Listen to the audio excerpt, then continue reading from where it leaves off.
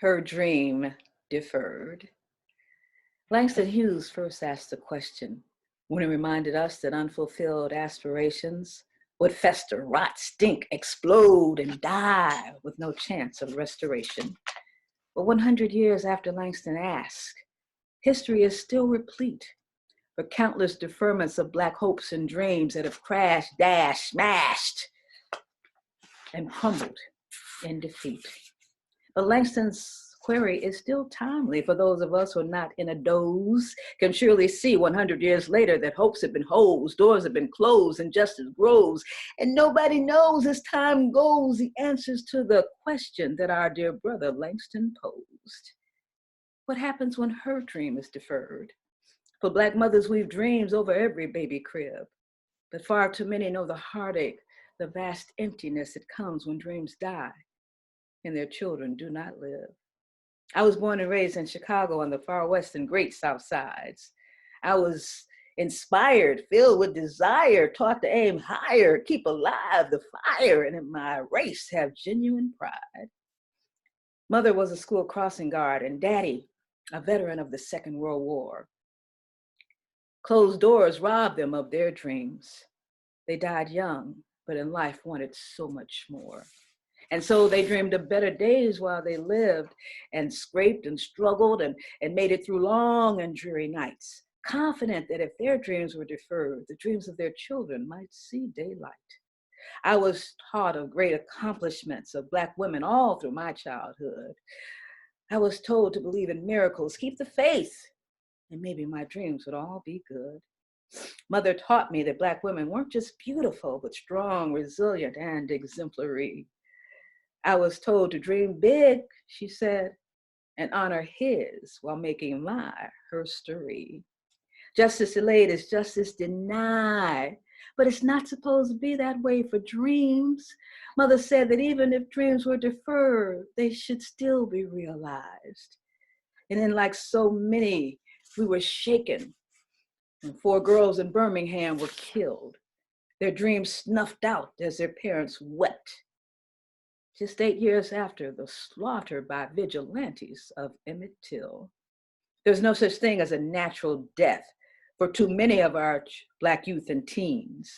Countless are afraid to focus on their futures. Many think it's futile for them to dream.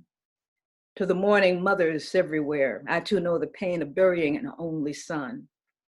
But I also know the heartache of having a 25-year-old husband murdered by a Black boy holding a gun.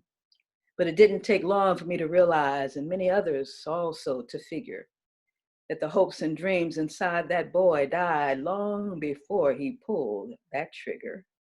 Brothers and sisters, hopelessness, injustice, vigilantism, police brutality have crippled and stripped away the dignity of too many of our men. But our children must not be deterred or their dreams deferred. The killing of our babies and their dreams must end. But we do have more power. And when it's all said and done, we must unite, keep up the fight, maintain voting rights, do it right. Because by collective effort, this victory will be won. Our youth must be emboldened, their dreams made golden, and they must not stop holding the hand of the God who named them. They must be taught that there is a cost when they have dreams and gifts, but cannot claim them. Black women have endured genocide, racism, and the unspeakable degradation. And yet, despite deferred dreams and the deaths of loved ones, there's been no diminution of our determination. We must not forget the names of those countless victims of police brutality, vigilantism, and horrific hate. We must all stench out the stench of injustice and the scourge of injustice and racism we must abate. For our youth who have lost hope and have no dreams, we must provide more education, reclaim our communities, and eradicate the anger, the rage, and the alienation. As merchants of hope, we must do more, for a life void of dreams is truly dire. But as We move forward. We don't remain silent or complacent, and we cannot afford to be just sick and tired. Our future generations will be taught that even if they don't think that they know how, their voices will be heard. They won't be deterred or their dreams deferred. We must teach them that their future is right now.